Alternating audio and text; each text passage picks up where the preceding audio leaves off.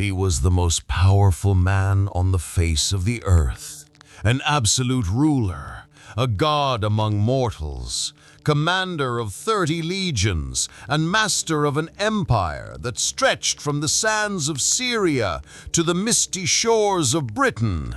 His name was Marcus Aurelius. But here, in the freezing solitude of a campaign tent, he was not an emperor. He was a man, wrestling with the same demons that haunt us all: fear, frustration, anxiety, and grief. The words he wrote were not decrees or battle plans. They were notes to himself, a private diary, a survival guide for the soul, a book that would come to be known as Meditations. So how did a man who shouldered the crushing weight of the known world manage to maintain his sanity, his composure, his reason? What was the secret weapon that allowed him to find tranquility in the heart of chaos? The answer lies in an ancient and profound philosophy, a practical toolkit for the mind that is more relevant today than ever before. This is the story of the emperor's mind and how the principles of Stoicism forged it into something unbreakable. To understand the strength of Marcus Aurelius's mind, we must first understand the immense pressure that sought to break it. His reign from 161 to 180 AD was far from the golden age of peace many imagine. It was a relentless storm. For 17 years, he was almost constantly at war on the northern frontier, battling Germanic tribes in a brutal, unforgiving conflict known as the Marcomannic Wars. This was not a war of glorious conquest. It was a desperate struggle for the survival of the empire. Day after day, he made decisions that sent thousands to their deaths, knowing that a single mistake could unleash devastation upon the civilization he was sworn to protect. The stress was constant, the stakes unimaginable. But the enemy was not only outside the gates. A far more insidious foe had infiltrated the heart of the empire: the Antonine Plague, a devastating pandemic, likely smallpox, that swept through every province, every city, every home. It killed millions, perhaps a quarter of the entire population. It wiped out entire towns, crippled the economy, and decimated his armies. He saw his people suffer. He saw the foundations of his world crumble, and he was powerless to stop it. He even had to sell his own imperial treasures to fund the state. And as if war and plague were not enough, the storm struck closer to home. In 175 AD, his most trusted general, Avidius Cassius, a man he considered a friend, declared himself emperor in the East. Betrayal, the sharpest blade of all. On top of this public turmoil was his private grief. Of his 13 children with his wife Faustina, at least 8 died before him. He buried son after son, daughter after daughter, experiencing a pain no crown could ever shield him from. War, plague, betrayal, grief. This was the world of Marcus Aurelius, a world on fire. Most men would have been shattered. They would have descended into tyranny, paranoia, or despair. But Marcus did not. He endured. He governed justly, and he wrote. How? Because Marcus possessed a mental operating system, a set of cognitive tools forged by the Greek and Roman Stoics, philosophers like Zeno, Seneca, and his own teacher Epictetus. Stoicism was not a passive philosophy for the classroom.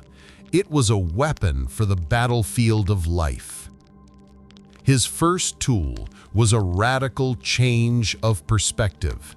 He called it the view from above. When overwhelmed by the chaos of the war, he would practice this mental exercise. In his mind, he would zoom out.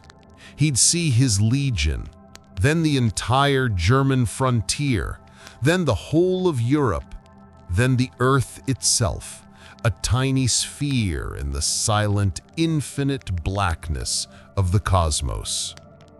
From this vantage point, what was this war? What was this empire? What was his own life but a fleeting speck in the grand tapestry of time and space? He wrote in Meditations, "Think of substance in its entirety, of which you have the smallest of shares, and of time in its entirety, of which a brief and momentary span has been assigned to you, and of fate, in which your share is so small." This wasn't meant to make him feel insignificant, but to put his problems into their proper context. It drained the fear and anger out of them, replacing it with a sense of calm objectivity. His second, and perhaps most crucial tool, was the dichotomy of control. The Stoics taught that the root of all human suffering comes from confusing what we can control with what we cannot.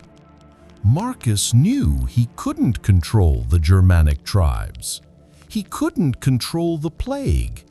He couldn't control the actions of his traitorous general.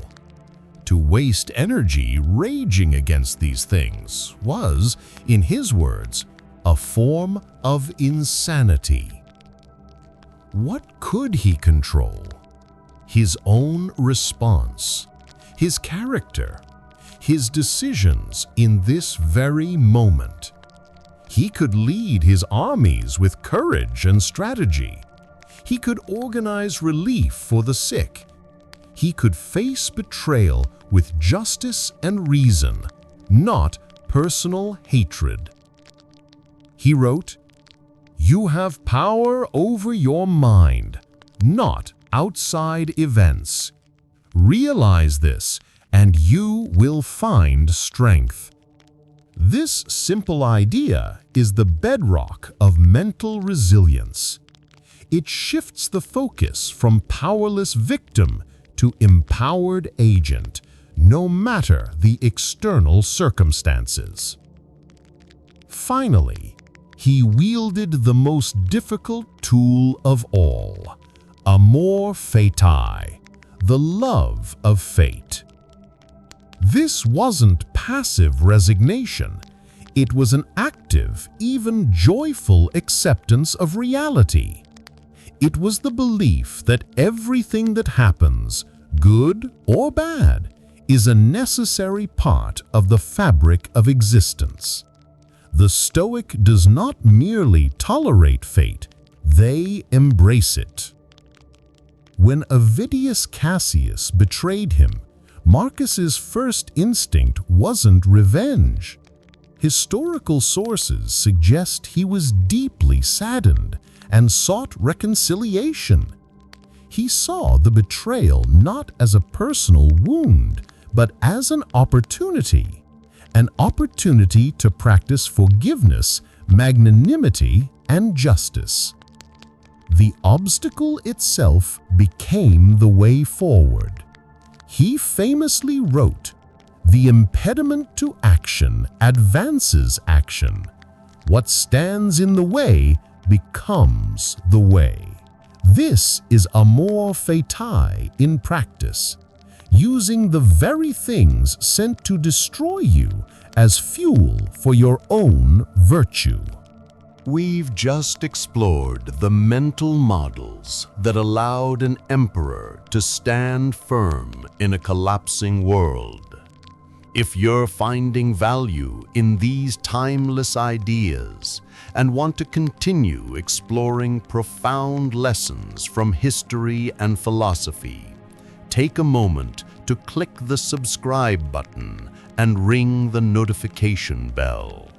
It's a small click that makes a huge difference and ensures you won't miss what's coming next. 2,000 years separate our world from that of Marcus Aurelius.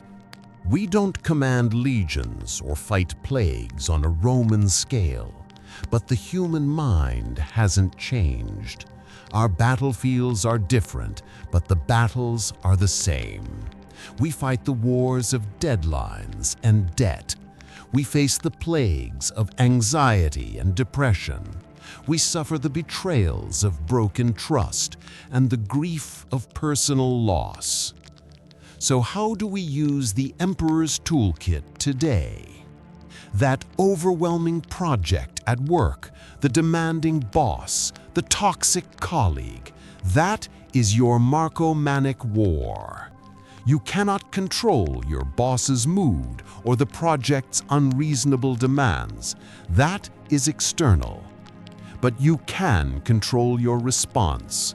You can focus on the task in front of you, perform your duties with excellence and integrity, and refuse to let their chaos become your inner turmoil. That is the dichotomy of control. Feeling anxious about the future? Worried about the economy, your career, the state of the world? That is your psychic plague. Practice the view from above. Zoom out. Look at the timeline of your own life. Now, look at the timeline of human history. Now, look at the timeline of the cosmos. In the grand scheme, this moment of anxiety is a single grain of sand on an infinite shore. This doesn't dismiss your feelings, it contextualizes them, giving you the space to breathe and act rationally. Have you suffered an unexpected setback? A failed business? A broken relationship? A health diagnosis? That is your Avidius Cassius, your moment of betrayal by fate. It is painful, it is real, but you can choose to see it as a catastrophe that ends you or as an obstacle that redirects you. You can practice amor fati. You can ask yourself, what can I learn from this? How can this make me stronger, wiser, more compassionate? The obstacle is the way. Marcus Aurelius would die in 180 AD, likely in his campaign tent, still on the front lines. He wasn't remembered as a brilliant military conqueror or a grand builder. His legacy, his gift to us, was far more valuable. It was his mind. The meditations were never meant for publication.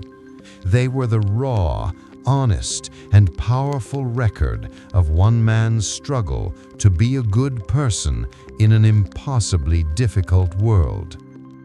He teaches us that true power is not external, but internal. The greatest empire we can ever rule is the one within our own skull. The strength of our mind is not determined by the absence of problems, but by our response to them. He proved that philosophy is not a luxury, it is a necessity.